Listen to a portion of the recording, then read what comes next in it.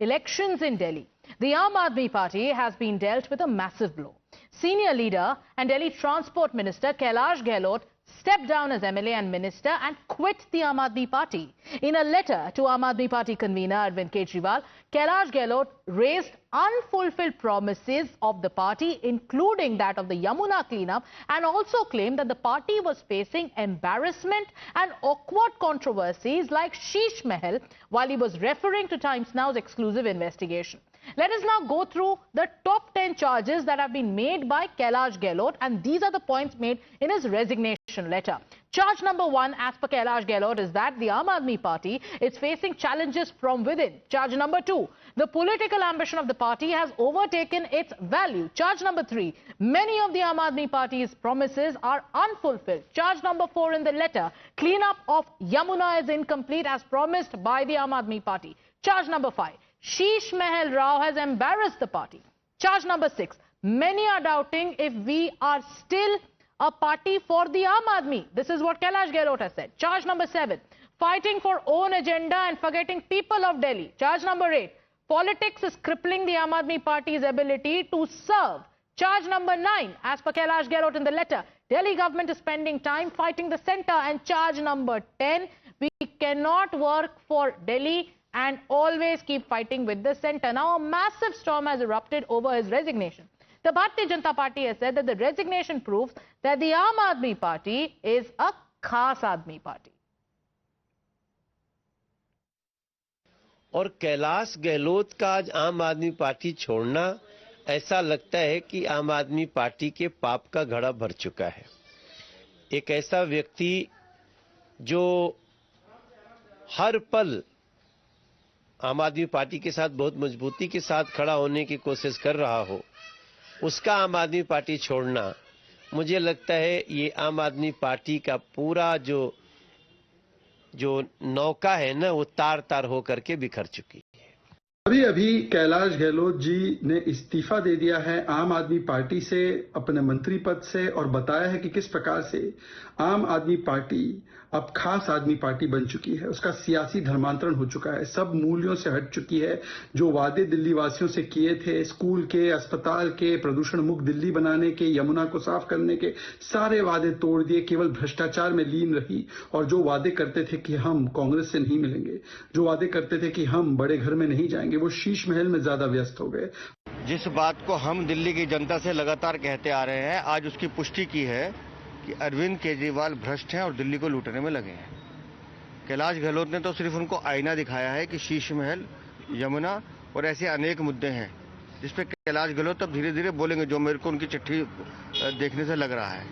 उन्होंने सीधा सीधा कहा है कि वैल्यूज खत्म। वैल्यूज आम आदमी पार्टी में कभी थी नहीं, लेकिन जो छल की और कपट की राजनीति अरविंद केजरीवाल कर रहे थे, उसको आज कैलाश गहलोत ने एक तरह से दिखा दिया है कि आम आदमी पार्टी नहीं है, ये अरविंद केजरीवाल का वो गैंग है जो दिल्ली को बर्बाद करने पर लगा, जिससे कैलाश गहलोत ने इस्तीफा दिया। Now, the Aam Aadmi Party is claiming a political conspiracy by the BJP behind Kailash Gehlot's resignation. The Aam Aadmi Party says that Kailash Gehlot is speaking from a script that has been written by the Saffron Party.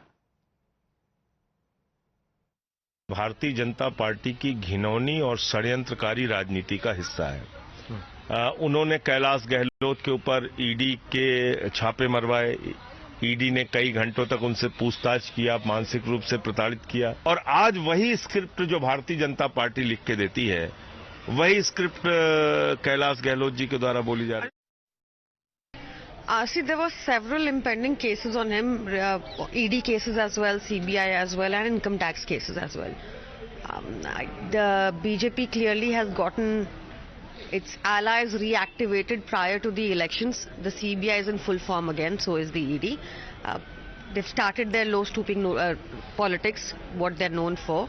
So it is possibly because jail ki struggle सबसे नहीं झेली जाती, and perhaps that is why he's gone to the BJP. Now, moments after Kailash Gehlot's resignation, the Aam Aadmi Party held a press conference. Arvind Kejriwal was addressing the press conference and he was asked a question on expected lines. A reporter asked him about Kailash Gehlot's resignation. What does he do? He moves the mic away. Watch that entire sequence. Sir, Kailash Gehlot ji ने आज resign कर दिया है party से और मंत्री पद से, इसको लेकर आप क्या कहेंगे?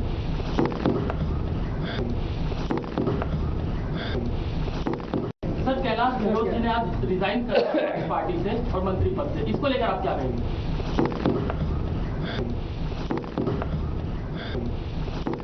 Now, how is the Congress looking at the entire situation that's unfolding in the Aam Aadmi Party? The Congress, while backing the Aam Aadmi Party's claim that the BJP is trying to weaken the opposition ahead of the polls, has also fired a question to Arvind Kejriwal. The Congress is asking Arvind Kejriwal, why are you refusing to answer questions on the points raised by Kailash Gehlot?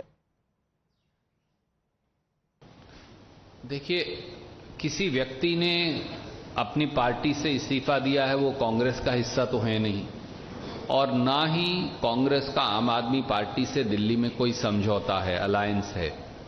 तो ये उनकी party का मामला है। जहां तक दिल्ली में दो व्यक्तियों की लड़ाई में और दो पार्टियों की लड़ाई में दिल्ली के लोग पिस रहे हैं, ये सच है।